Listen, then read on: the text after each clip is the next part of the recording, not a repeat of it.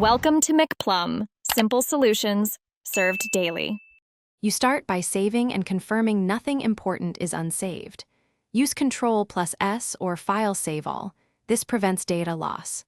Next, inspect the integrated terminal and debug console for running processes or long tasks that must end before exit. If you have Git changes, commit or stash them now so closing doesn't orphan your work.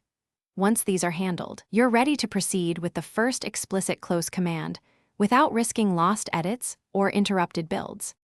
Now focus on the middle steps, terminate terminals and background tasks. Kill each terminal via the trash icon or run kill commands to avoid orphan processes. Make sure any active debugger is stopped by pressing stop so breakpoints aren't left attached. If extensions keep processes alive, disable or reload them.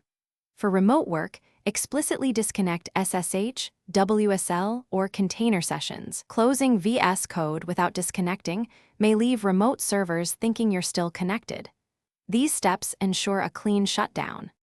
Finish by choosing the proper exit. File exit or close the window. On Mac OS use CMD+Q, and on Windows/Linux use Alt+F4 or the system close. Confirm any save prompts that appear so nothing is unintentionally discarded. If VS Code refuses to quit, open your OS Task Manager or Activity Monitor and kill the code or code insiders process. This clears hung instances. If remote sessions persist after restart, reconnect and properly disconnect.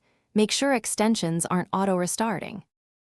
Thanks for watching. Stay juicy and subscribe.